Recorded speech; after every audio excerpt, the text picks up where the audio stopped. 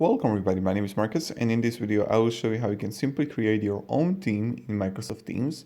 So let's start in mobile. So what you want to do is just be in Teams, then just click on here on Microsoft Teams in the middle thing on your menu. Click on the three dots next to search, and then create a new theme. And now you get a theme name, so you want to add here my new company theme, and then you can select description,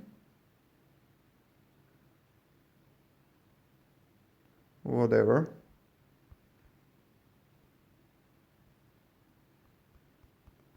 and you can change the privacy of public and just press OK.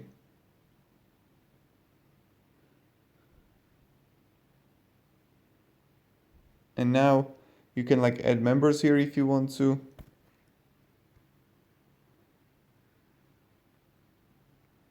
Yes. And voila, here you got a new theme. And this is pretty much it. So this is how you can create a theme in Microsoft Teams. Thank you very much everybody for watching. If you have any questions, guys, ask me down in the comments. I'm really happy to help you and provide some guidance and support. You know how it goes. Yeah, have a great day and goodbye.